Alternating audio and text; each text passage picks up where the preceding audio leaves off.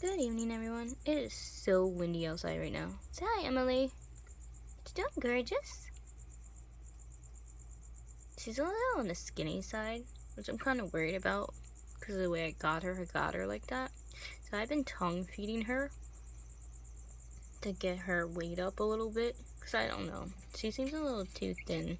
I don't know if it's because she's a baby still or I'm just used to all my fat reptiles that I have. But I've been tongue feeding her. She's doing amazing though.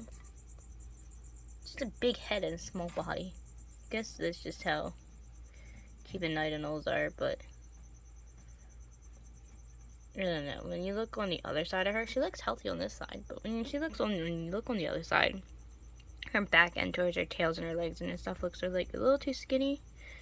But like I said, I don't know. It's the first time I've had a baby Cuban-Nightingale, honestly, so I've been tongue feeding her. But she's done amazing. Emily's doing so amazing. Look at her. She's so tiny compared to her big cage. Like, at least she has a little personal jungle in there. But, like I said, she's doing amazing. Right, baby? I'm trying to tongue feed her. And I'm going to try to tame her down. Because the problem with Cuban Nightingales is they are a little bit of aggressive anole species. They really do like to bite. They are bitey when they get bigger. So since she's a baby, I'm going to work with her a lot. And I mean a lot because I know how they can get. Let's see, where did little one go? Let's see where Psycho is. My baby Mexican fire leg. Let's see, where you at, little one? I was just taking pictures of it. It ate that, sucked that cricket dry. Yeah, let's see if I pull it up on the bed, get better lighting. Let's checking out all the babies. Actually, a lot of them start molting. Like my baby curly hair over here, I pulled a mold out not too long ago. But they're back in their den. But there was a molt like right there sitting. Which is really cool. I'm glad to see that molting and doing very well. So Onyx ran off. See, I named that one Onyx too. Even though my beta fish is named Onyx, but you know what? It's okay. They have the same name as some of my beta fish. I have to put another cricket in here. Like they sucked that cricket's dry. I don't see them. Let's grab some tongs. The only problem is I have to make sure they don't dart out the side because they can get pretty darty. Well, here's my Arizona Blondie chestnut. I gotta scrub the sides of her cage because, yeah, that watermarks I don't like. Ever since I got in my scorpion, it doesn't come out much. Is that normal? Anybody have scorpions in the chat? Let me know. It's the first time owning them. Of course, like always, winter's always out. Winter, I really hope winter's a girl. Even though I have a Night Fury as well. I hope winter's a girl, though. That would be really cool. And of course, a lot of the other babies are so tiny to see. Cypher, my Mexican red knee, pops out here and there. Hades is up top. Down here on top of there. You can't really see back in there. But Hades, so you can see its legs. Hades was up top. Hades was downstairs in the bigger tank. The reason I pulled them into a smaller cage is because one, I'm having feeding issues with it, and I needed up here to keep an eye on it. And two, I needed a bigger cage real fast because my one tarantula, Lotus, my bird eater, was getting really, really big. It was under one of these big critter carriers. And the problem was Lotus was starting to push out the cage. And I can't put too much weight on the top of those. Here it is. There's Psycho, my little Mexican fire leg baby. The problem is you can't put too much weight on top of critter carriers because they crack. And the other issue was it did have this top part cracked. It had the door here cracked like this one. They all have been cracked. Thank you, Avery. Avery has knocked a bunch. I had a bunch of them lined up. A bunch of them were lined up over there the one day. And Avery climbed up on the top shelf up there, knocked everything down, and cracked the top of like all of these. So I'm getting rid of all these. All these are going. As you notice, I've been changing all the tarantulas around to these glass enclosures, because they're all getting put into glass enclosures like them. They're all in glass enclosures. So everyone's being switched around, like these guys. They're all being switched. Everyone's being switched. The critter carriers are gonna go. They're good. They're good for like the juvies and everybody, but personally, I think it looks better for one to have them in the glass enclosures, or even just the acrylic ones like that. Because I'm getting a bunch of those too, and a bunch of these. These are fine, but I don't know those. First of all, they look cheap to me, and even though they're not cheap, because even that crap's expensive. But I think it just looks better, see, with them being in the glass enclosures. Because look at this rack. This rack looks absolutely gorgeous with all the tarantulas on this rack. Because everybody on this rack is in glass enclosures. Aragog's down there in this 5-gallon. We got this 5-gallon with Remy in. And then we got our Viculera, a new orange tree spider. Anubis. Anubis is in there. I was going to name this one Pumpkin, but then I got surprised with my pumpkin patch. And I decided to name the pumpkin patch Pumpkin. And now that one's Anubis. I think Anubis is a cool name. Egyptian god, so might as well. But yeah, I'm going to start switching everybody to glass enclosures or the hard acrylic. Because Avery, my iguana, so that badass is sleeping right there. Excuse my French. But she is pretty naughty. When she's out, she has an attitude from hell. And she kind of likes to break everything. So, all this is being changed. I'm slowly changing everything as you've been seeing. As you see, I'm getting all these new enclosures lately. Switching everybody to glass tanks. Or I'm about to get a bunch of front opening tanks, actually, for the reptiles. Even though a lot of them are already in, like, 40 gallons, and 60 gallons, and 40 gallon over there. And everybody else is in 20 gallons, and switching. I'm just doing so much work right now, switching everybody around. But it's okay, because we're moving. We're going to be moving hopefully by the end of this year into a new house. Fingers crossed. Hopefully I do a lot of good money making this year up at Shops, which I'm going to be filming up at Shops a lot, so everyone can see what Shops Grove is. My baby Brazilian Blue, still doing beautiful. See, this is what I like getting from my friend Molly, because her toxic toads. I was getting slings from Ella Reptile, and I don't know if it's because of the far travel of getting them from California to Pennsylvania. I don't know if it was because the slings traveling far, but every time I got slings from there, they died. They just freaking died. And I'm tired of wasting money. And plus, my best friend, she doesn't charge that much for babies. Like the slings, so a lot of them are like $25, $30. Look at that beautiful pumpkin patch. Like my orange tree spider, I'm only paying $25 for that sling. You know, these slings are only $25, $30, and it's so hard to find slings at that price. And she has a bunch of dune scorpions, fire scorpions for sale.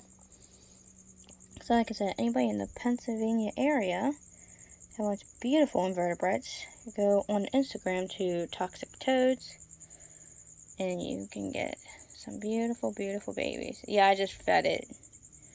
And I'm just fruit flies. I just got them earlier today. Isn't that a beautiful pumpkin patch?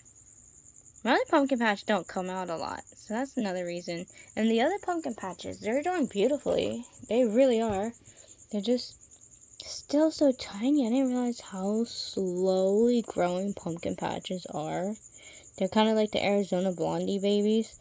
They grow so slow. My other Arizona Blondie, I do have another Arizona Blondie. It's a sling. And it's as tiny as the pumpkin patch is still. And I purchased it 10, 11 months ago. And it's like these guys are still so tiny. I got these months ago too. And they're so tiny. So I'm glad the one she just gave me is a lot bigger than them. And it's beautiful. It's beautiful. Because Jinx, my other pumpkin patch, I'm lucky if it runs out. The only time it runs out is when I spray down its enclosure once a week. And it's because I accidentally spray it because it hides in the back. And the only time I get to see it is when I spray in there So, other than that, they don't like to come out. Oh, look at that. I didn't realize what the rose gray, the Mexican rose gray. Look at that. Look at that little burrow system it did. That is so cool. Look at that tunneling. I never had a rose gray, and I've always wanted one. That's another cool thing. My best friend can find such cool species of tarantulas. Look at that beauty. I don't know who she gets them from. She gets them from somebody. I think I know she says something about fear not tarantulas, fearnot.com or something. I know Fear Not is a really big website that sells tarantulas and stuff. I think she says something about going on to Fear Not and getting some. But look at that. I named a cat, like after Tarantula Cat. But Fear Not tarantulas, I think she gets a lot of her babies from.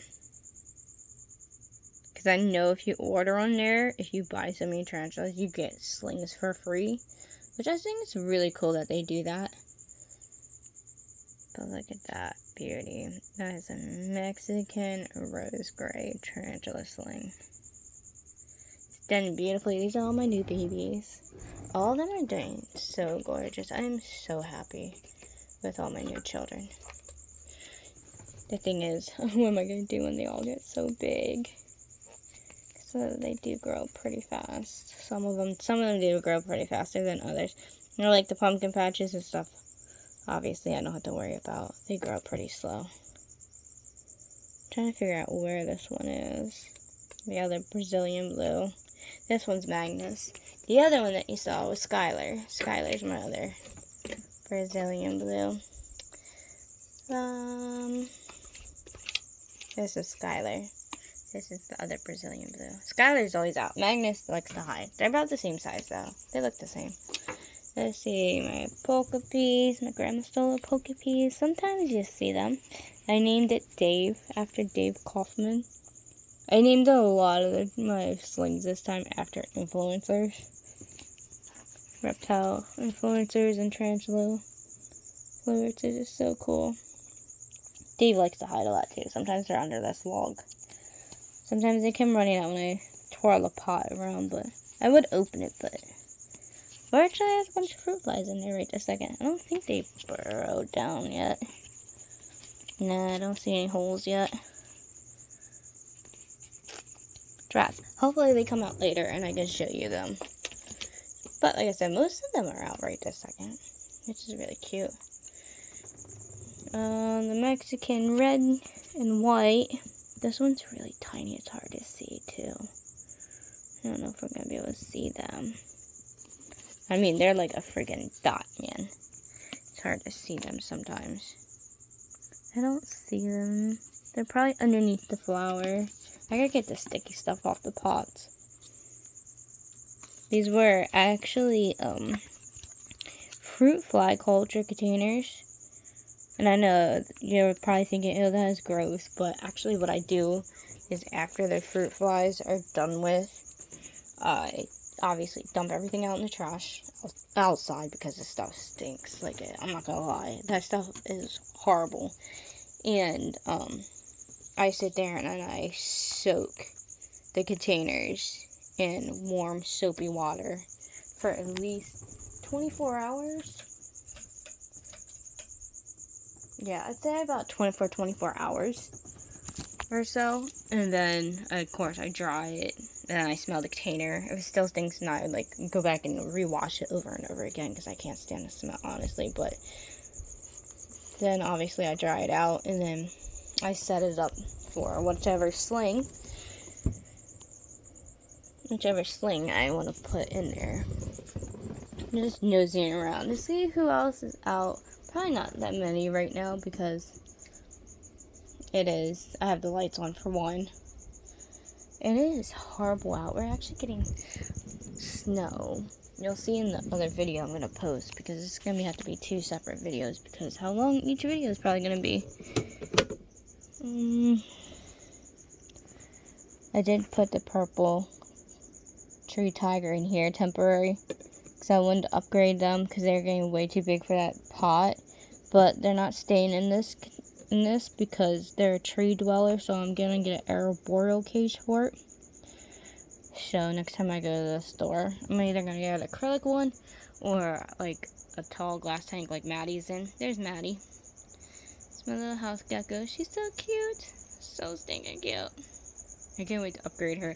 I'm upgrading her to a tank like that. But I'm probably gonna get her a friend because she's so tiny. And her being in that big cage by herself, she probably want a friend. Even though we all know they don't get lonely, but some of them are more communal and they do better in a communal setting.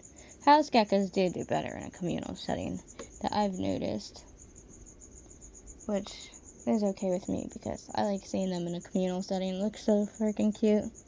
I guess my Mexican whitey's not out. They must have tunneled back pretty far.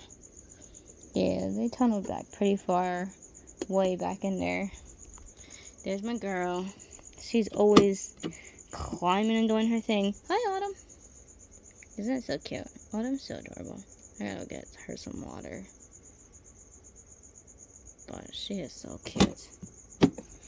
Let's see if my sling is still up in the cap. Oh, no, it came down. Earlier, she was up in the cap. I don't know why she's been doing that lately, but she has been. It seems like to be her favorite thing lately is climbing up in the cap. There's my baby pink toe. So cute. I can't wait for the reptiles to come out. So, before this video gets really long, I'm gonna have to make it I might end up having to make it into a 3-part video. So cute. But everybody is not out yet, so I'm gonna turn off the lights and then I'm gonna wait probably like an hour or two, and then we're gonna see who ventures out. I'm gonna have to check on those plants. I think Bella's been killing her plants off. The joys of reptiles. See, they kill off their plants because look, Athena killed that one, so I have to replace that. I'm gonna find a tree-like plant to put in there for her because she loved that, drinking water off of that, so I'm gonna have to fix that. But yeah, I don't see Evie or anybody out yet, so we're gonna turn the lights off and then we're gonna see who's out. Oh, look at that. I'm glad I came over here. Izzy is about to attack a cricket. It reminds me of the velociraptors on Jurassic Park, and let's see if I can pick this up without scaring her. But the tail wagging, this is my dune geckos, the tail wagging that they do when they hunt is the most cutest thing I've ever seen. You can't get any cuter than that. I'm about to refix their cage because I had it, the dirt and then the sand, just sand, but they kind of destroyed that setting. Izzy likes to kick all the dirt into the sand, but it's okay because they like both spots because they have caves in the dirt area and in the sand area. Obviously they have a lot of sand area. Well, there was more sand area than dirt, but Izzy kind of changed that around. I wonder where Tiki is. He's probably close by. He always close by to her. Like, they like to be together a lot. Yeah, she's obviously hunting. But I gotta go around, water the cages, and then I'm gonna turn everything off, and then hopefully everyone will start popping out, and then we can start filming what everybody's doing tonight. So I will see you guys in a little bit.